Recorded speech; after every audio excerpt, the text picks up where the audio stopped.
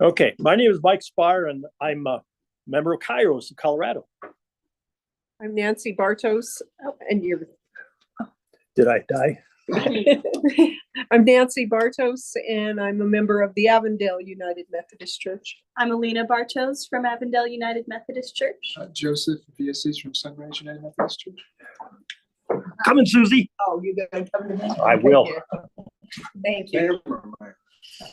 Hi, I'm Susie. I go to Wesley United Methodist Church in Pueblo. Hi, I'm Marcia from Wesley in Pueblo. I'm Karen Trout. I'm from Bray, Colorado, United Methodist. Would you pass this around? Sure. Since you're the local, and introduce yourself, and then we're just going to put it in front of the TV. Ryan Gallagher. Ryan Gallagher, Calvary United Methodist Church. Ryan. I like Jerry. your name and Right. where you're from. Yeah, there now. Jerry Fowles from Pueblo West, Sunrise United Methodist Church. Marty Lee, pastor, Rocky Ford, and Ordway United Methodist Church, and Kairos. Again. David Heston, I'm an affiliate member of La Junta United Methodist Church, serving the extension ministry at County Correctional Facility of Chapel.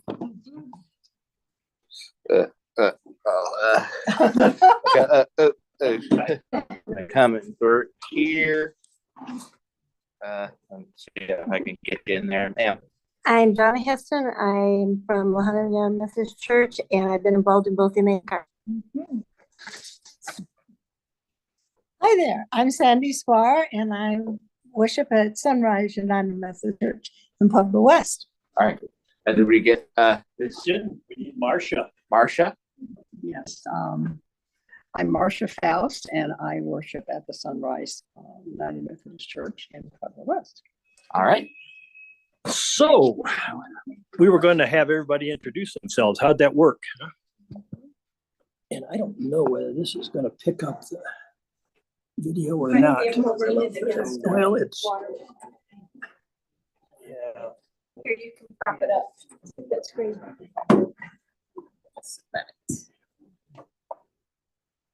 How you want it go, darling? It has to Just be. No, it's too high. like, You need is lower.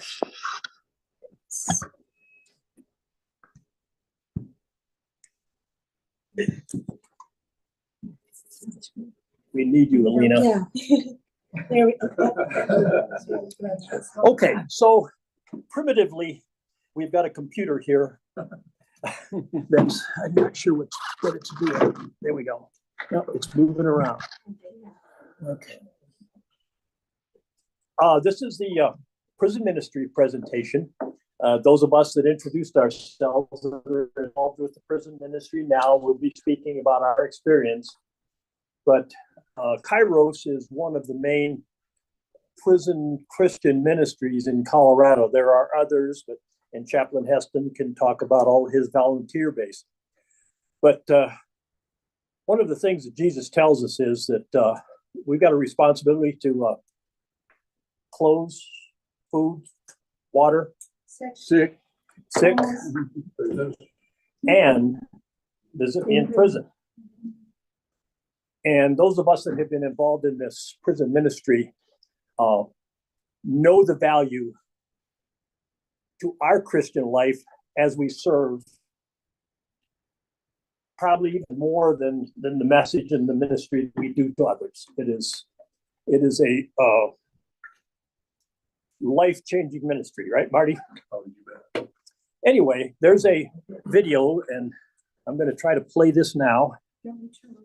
Yeah, this isn't going to work here. You guys can't see it, I don't think. Can you see?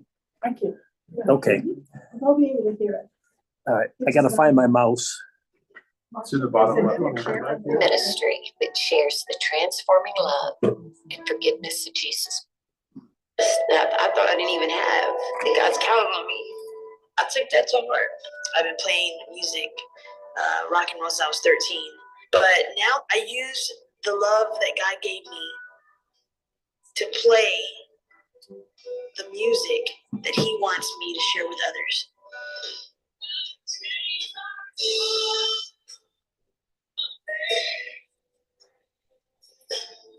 I have purpose.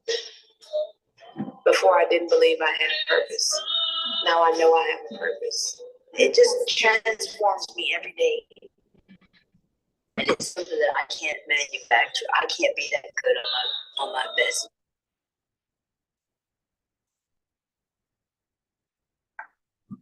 And you show up for Kairos, they often feel broken and alone. I came into the system very Bear with. when the offenders show up for Kairos,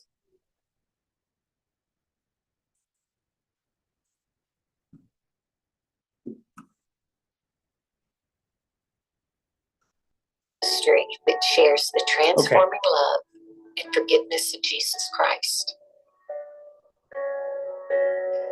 When the offenders show up for Kairos, they often feel broken and alone. I came into the system very depressed and ashamed, carried a lot of guilt. I wouldn't look people in the eye because I was so ashamed. I was angry and I know I was missing something, but I didn't know what I was missing. I knew God, but I didn't have a relationship with Him. I felt broken and lonely, and that I didn't have any worth to people and much less any worth to myself. Through the volunteers with the Kairos program, the women encountered the unconditional love of God. They impacted my heart. They broke me, and I got to see the love of Christ. And it made me want to open my Bible and get to know more about God. And I did. And he just transformed my life like he would believe. But what I didn't expect was that encompassing, that all-consuming love that I felt the minute I walked in. It was just so powerful. It was like I was in this big bubble of love. Man, that love I was showing my people who didn't even know me, strangers. It was just, I mean, I can't even explain it. It's indescribable. I found peace. I found myself again. And I found Jesus. And He kept pouring in so much love through all of these people that all that junk in me just spilled out until it overflowed with the love of God. And that's what took place in me, was like a total makeover. My son noticed it first. He's my younger out of my two. And I just remember one letter, he's like, "Mom, you're different." He said, "But it's a better kind of different." And he said, "I want that mom to come home." I had a lonely heart. And now it's been filled with all this love, which I thought I had. But God was something totally unique and just way surpassing anything. I've changed. I've learned how to forgive people. And even if they haven't forgiven me, I've learned to forgive them and move on. Carlos has just given me so much confidence and just trust that I thought I didn't even have. God's counting on me. I took that to heart.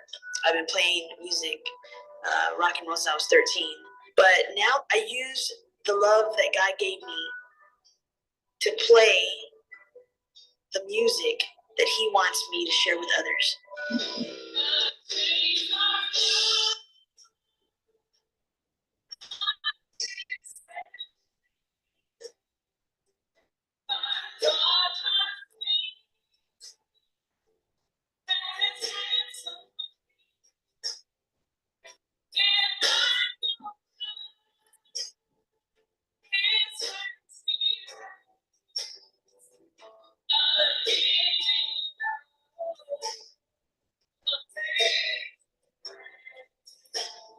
I have purpose. Before I didn't believe I had purpose. Now I know I have a purpose. It just transforms me every day. And it's something that I can't manufacture. I can't be that good on my best day. This is something that comes up out of the inside of me because I'm healed and continuing to heal. God's still working. Still working. It's amazing. Kairos changed my life.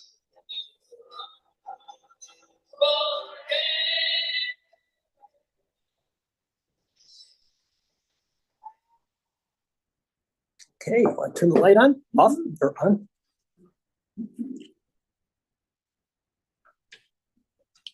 So, that was from a women's prison. I think the men's prison, we experienced the same thing.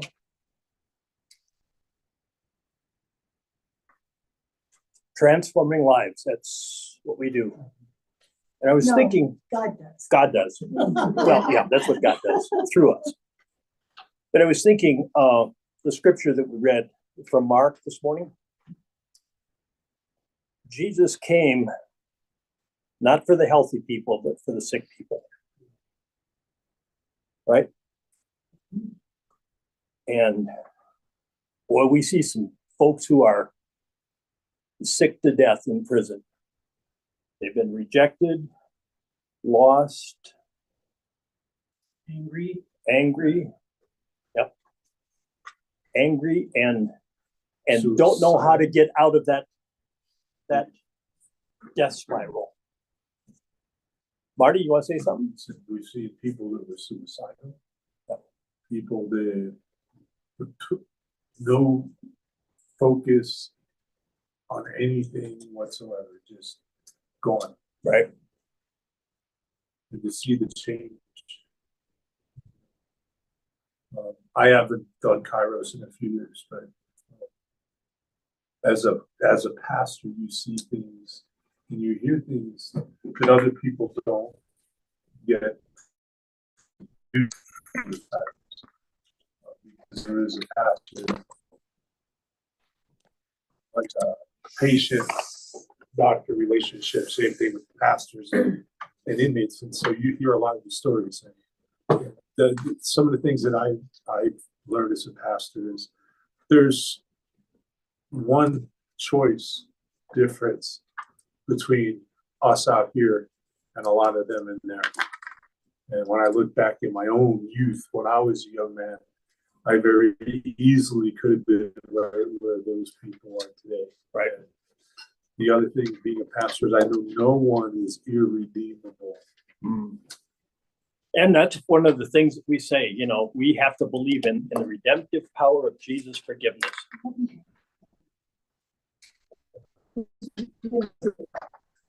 We're not doing good. Huh?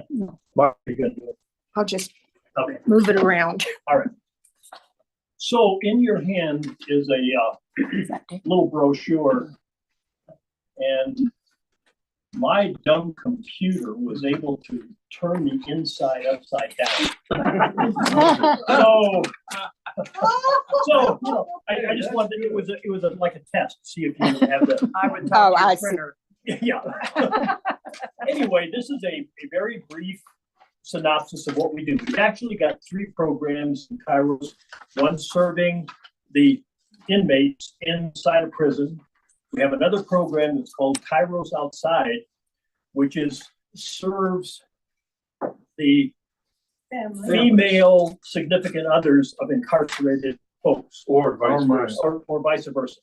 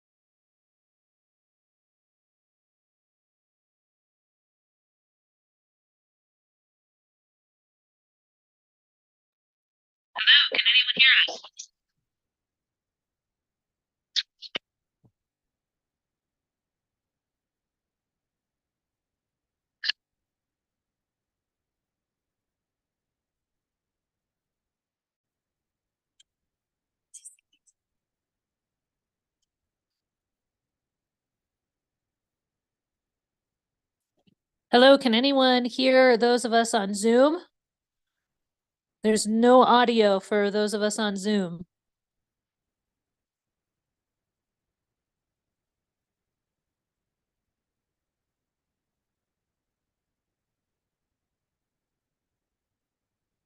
We were muted. Anyway, there's our PowerPoint presentation.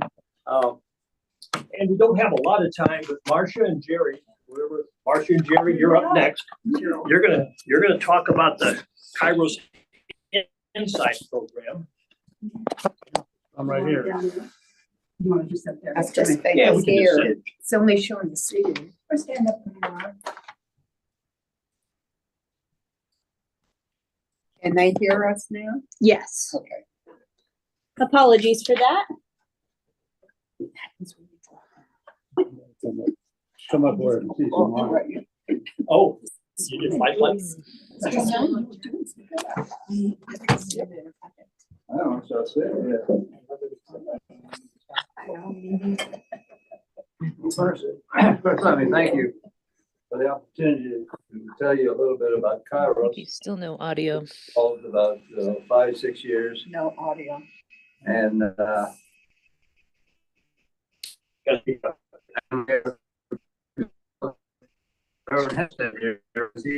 Perfect. Yes. qualified minister as well as a chaplain. Thank you. So that's very helpful in the prison for those who serve in there. But Kairos is an organization that's and maybe you don't know what word Kairos is. Kairos is a Greek word which means in God's time. And in God's time, all things take place.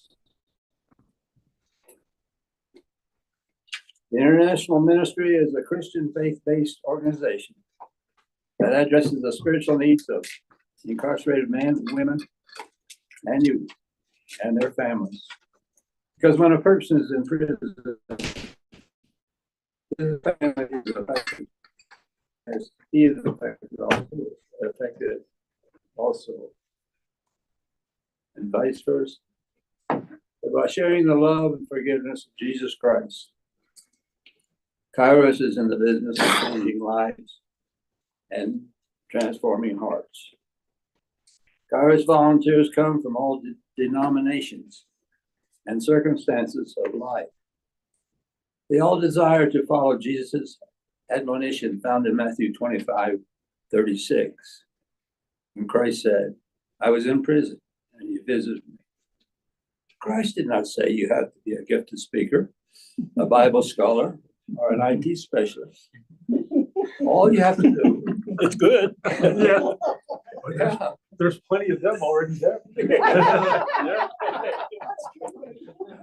All you have to do is to take a one-day orientation from the Department of Corrections about prison laws and bylaws and behavior, and also to take a Kairos training team orientation, and then reply to Jesus.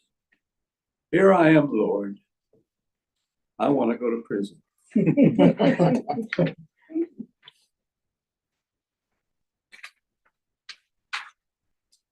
Kairos started in 1979 in Florida, in America.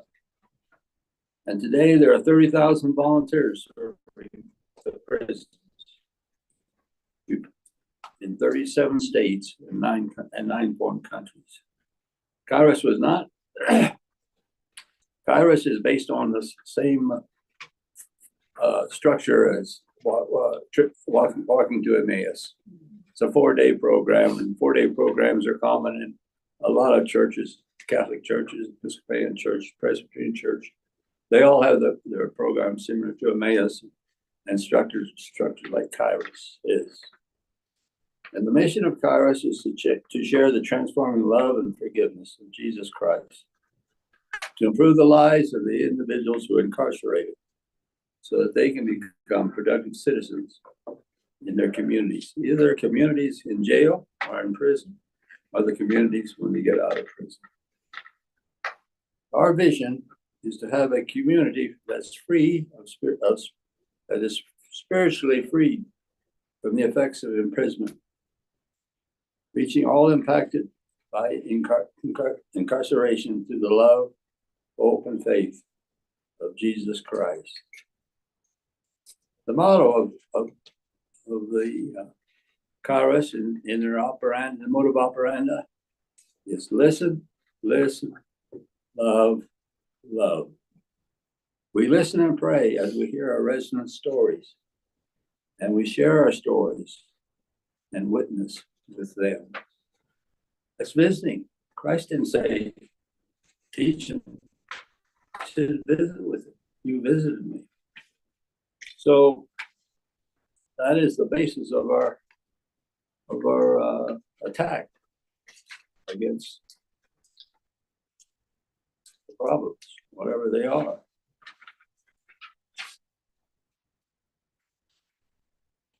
Another comment or two here. And prisons is big business in America. Our country spends over $60 billion a year to keep 2.1 million people locked up. And each year, about 650 are set free. Unfortunately, and these figures I give you, Barry, and other people will tell you they're different. But unfortunately, about 50% of the prisoners will return in a 3-year period. But the good news is, the residents who have participated in the Kairos program will only about 15 or 20% will return to prison. Is that an estimate? Good estimate? Yeah. I don't know. Because you can read other material and find different figures.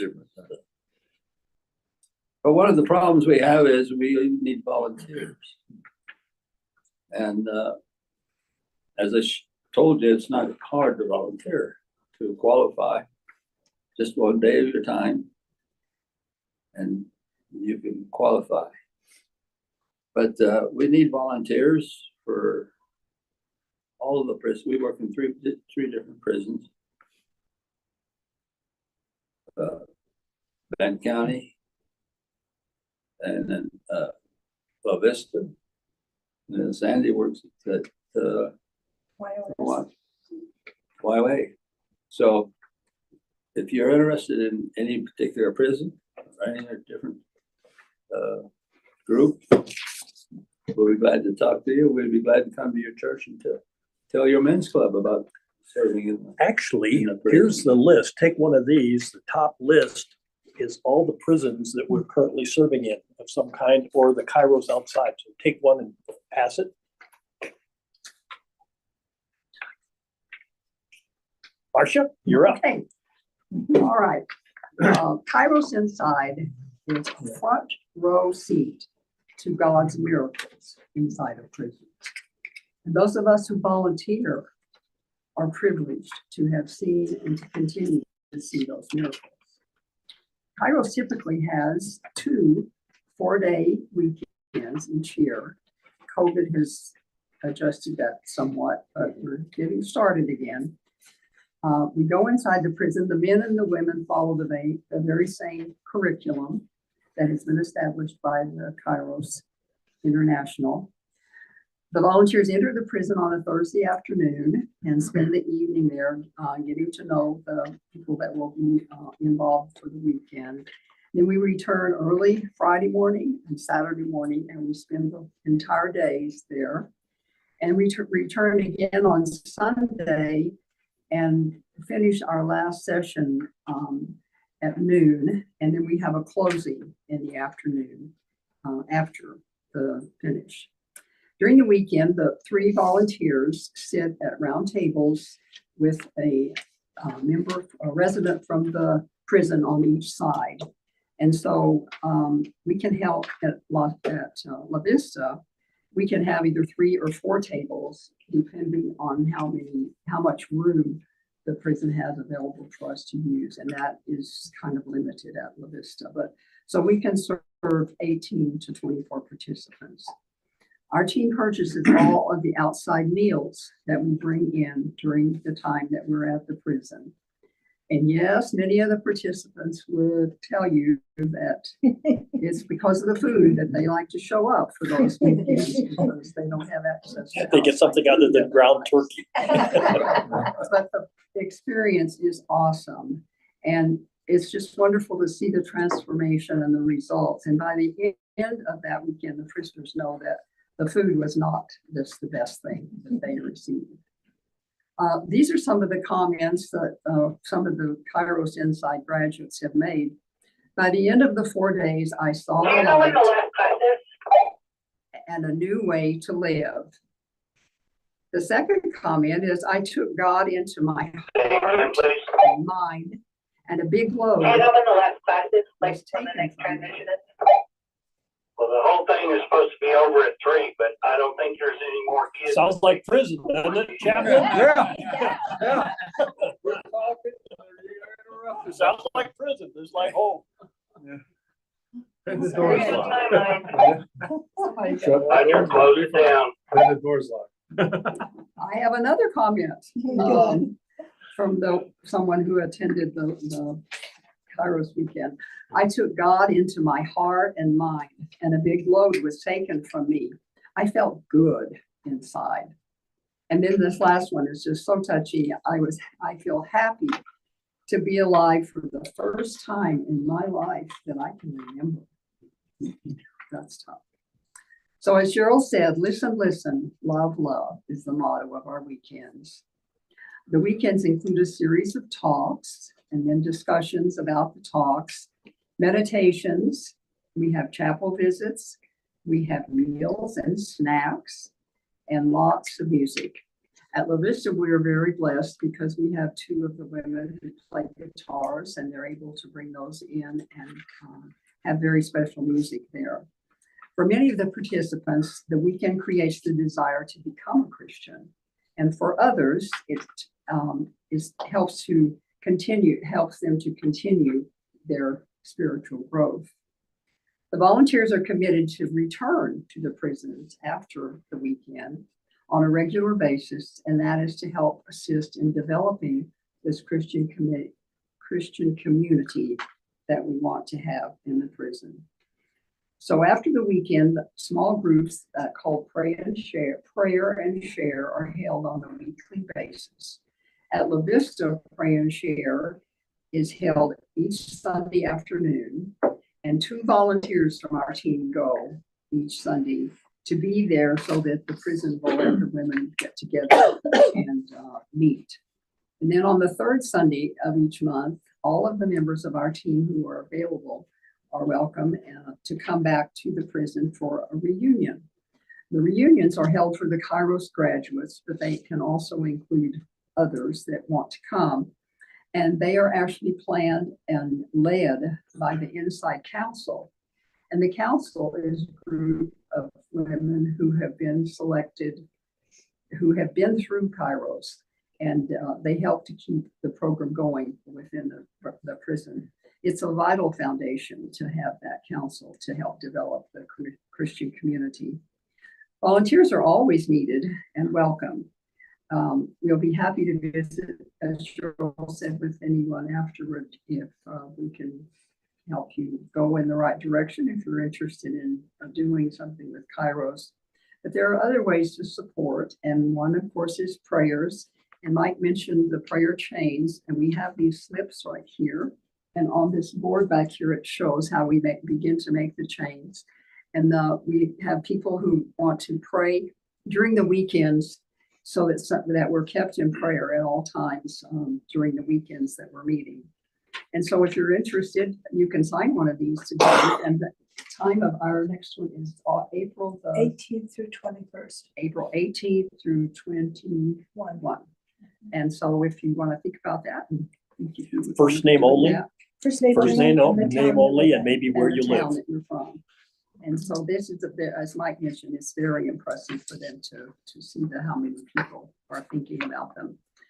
We also collect money to help pay for the food on the weekends. And we have these little things that if anyone wants to donate, we fill out with their first name and where they're from. And we put those on the placemats at the meals. And so that they realized people from the outside have actually spent money to purchase their meal. And then on Sunday afternoon, at the end of the weekend, people are welcome to come in to the closing. And the Colorado Department of Corrections requires that you have to fill out a form for the background check. But once that you pass that, then you'll be able to come in. And so if anyone's interested, we could get forms for you for doing that.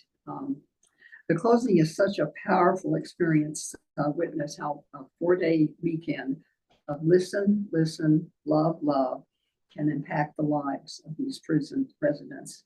So you too can be a part of the front row seat to God's miracles inside of prisons. Thank you. You want to talk about youth? Yeah, we've been focusing on Kairos, so we're going to kind of change a little bit. Doing prison ministry, I've had more than one person say to me, that's where they belong. They were bad and they need to serve their time. Nobody here disagrees with that. They have done something bad and they need to send their time. But we know that Christ is about the word of redemption and salvation.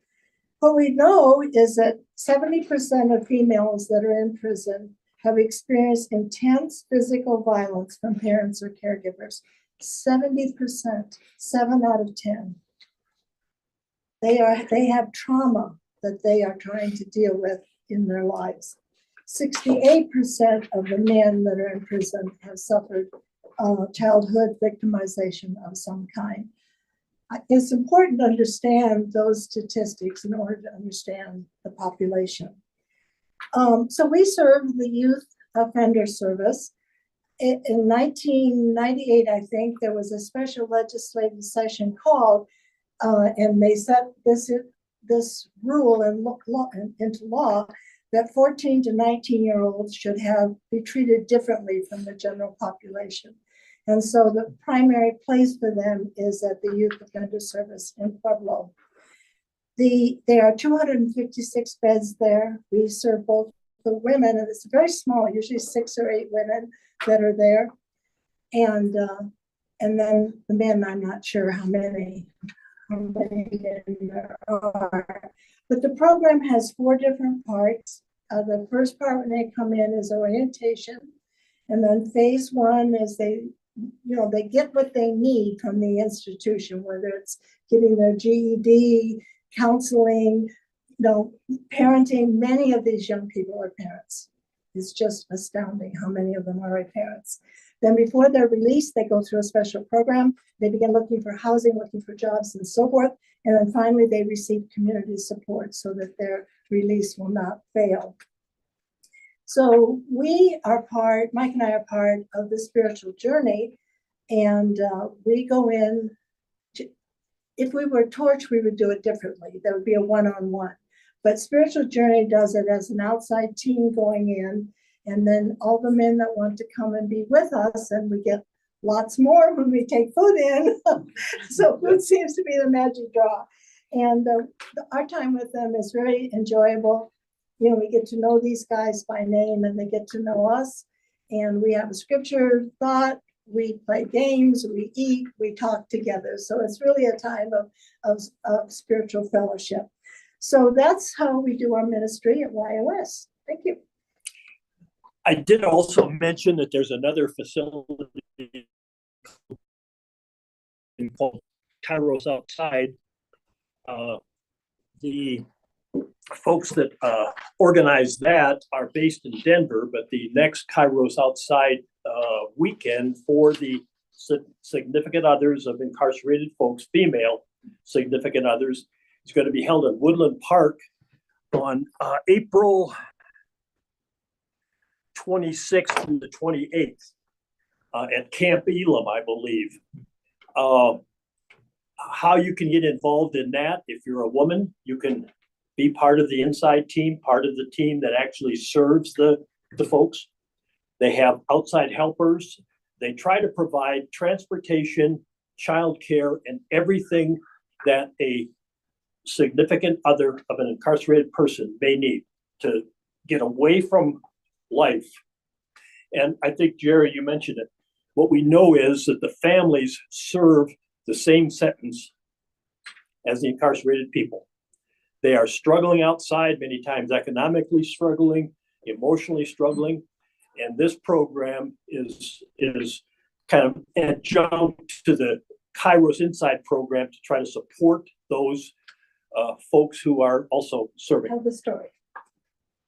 Tell the story The story. of the man whose wife died. Oh, one of our brothers at Bent County, who is Chaplain Heston's clerk, Bill Whiting, was one of our inside brothers that we got to know really well.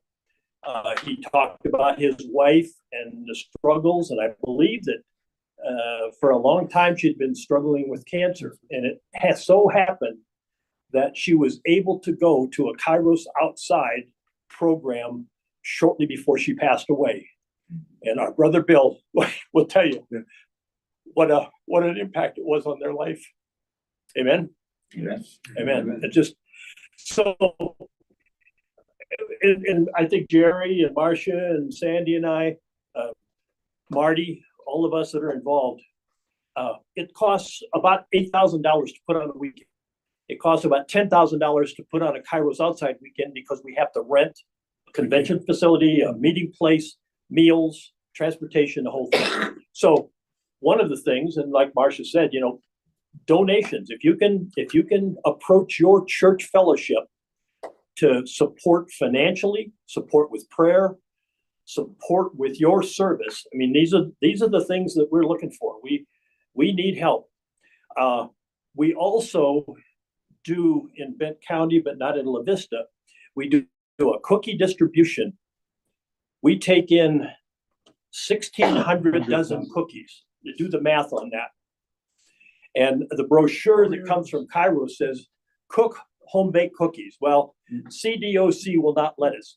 We take 1,600 dozen Oreo prepackaged cookies in. Every inmate, every corrections officer, every administration person gets a dozen cookies from Kairos just to spread the love. Reverend has a whole sheet of this to share. Yeah, Marty does too. Marty, we're going to turn it over to you first. The first thing I'd like to say is everybody said the same thing so far, is that we always need volunteers. But it seems to me it comes down, we always need more clergy volunteers than any other kind. And at Bent, now I haven't been in Bent for a few years, but Bent County, we used to do 4 to 6 tables, 6 inmates, 3 volunteers, and a clergy at each table. And I can't remember the last time we had clergy at every table.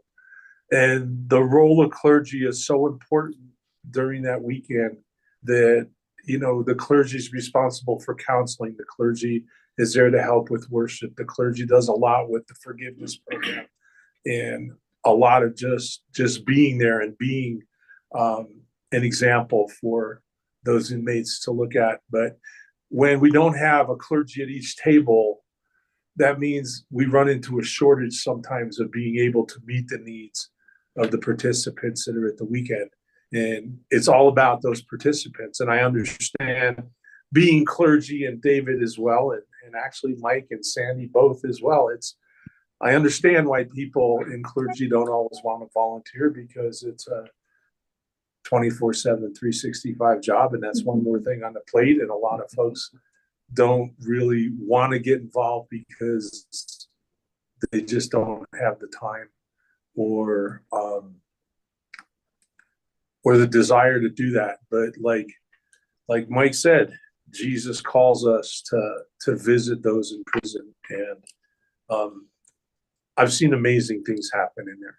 And not just to the participants, but the staff as well. I've seen attitudes change where, what was it, Bubba? What was his name? Oh, the big guy From Georgia. He transferred in from Georgia, and he was I'm not gonna 6'5", big guy, but big attitude too. And when he first got in there, he had a big attitude. And we have a thing called the forgiveness ceremony. And when you do the forgiveness ceremony, we hand out rice paper to every inmate and anybody who wants one, any staff or anything else.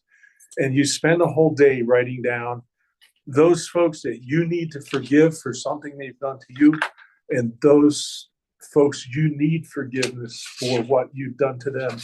And the thing that struck me about Bubba was, I wasn't sure what he was going to do, but when it came time for the forgiveness ceremony, he had 2 full sheets, front and back, of people that he was asking for forgiveness for or from.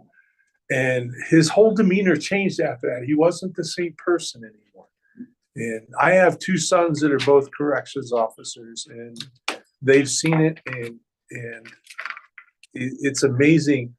Because I think one of the biggest barriers to guys getting out and staying out is the consternation sometimes between the staff and the incarcerated. And if you can get those folks to actually at least try to treat each other like human beings, I think it's better for all involved. And so those are some of the things I see as clergy. Don't forget about the celebration of baptism that. And we were talking about prayer and share and how we do it at Ben. I don't know if we're doing it once a week anymore. Twice a month now. We used to do it every week, and we have a reunion once a month. And I have preached there. Mike preaches there. Jerry preaches there sometimes. A little bit. And we do baptisms from time to time. We haven't done one in a while, or at least I haven't done one in a while. But the last time I did a baptism, it was me and Russ Gurrell, and we did 100 and how many? Around 110, 118 something. We baptized before COVID. It was before COVID, because I haven't been back because of the pandemic. Now that the pandemic's over, I'm going to go back. But we baptized 118 people on one Sunday morning, and we did baptism. We do baptism by immersion there, and so we got a big old tank, and we brought it into the United Methodist. I don't care. I'm United Methodist. I'm on time. Yeah. Oh, I've had that too. So we do the whole deal. I was soaking wet when we got done, but 118 people baptized on one Sunday. So, we talk about the benefit it is for the incarcerated. We talk about the benefit it is for the staff, but the benefit for the volunteers is huge too.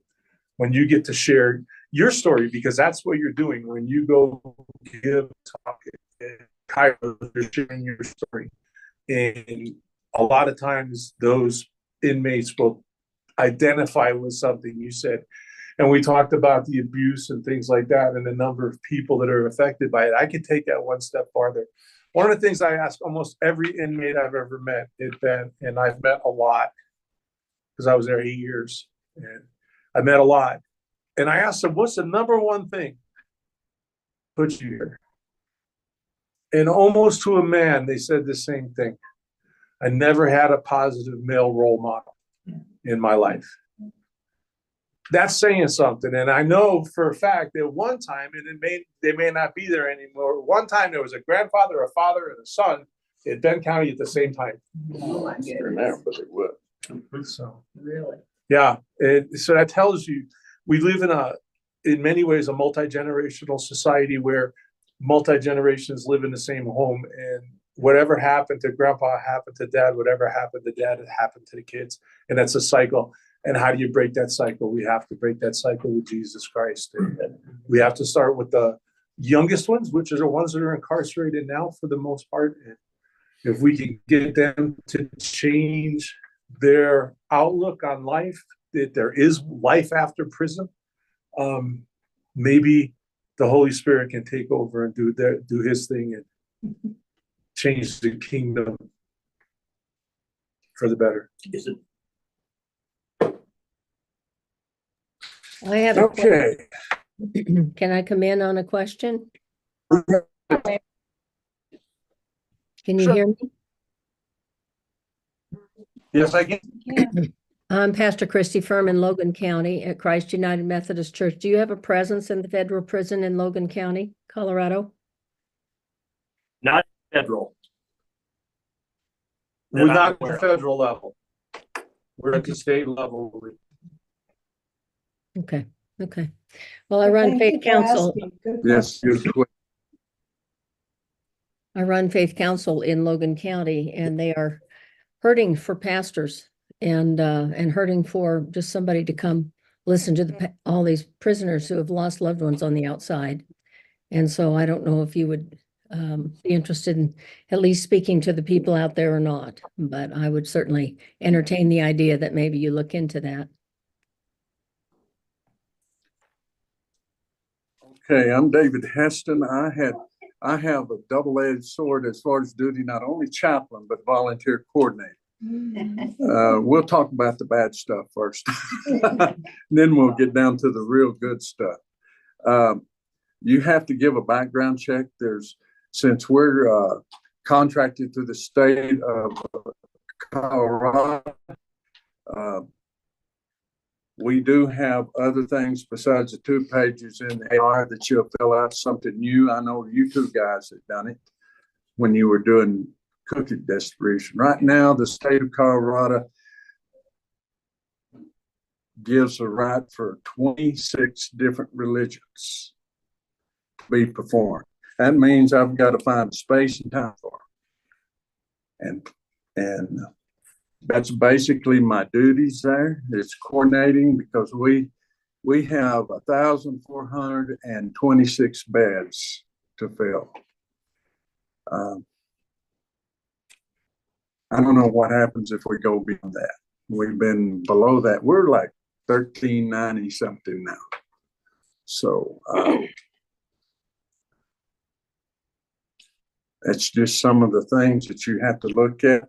Make sure you, a general thing for a chaplain is to make sure you give them their rights.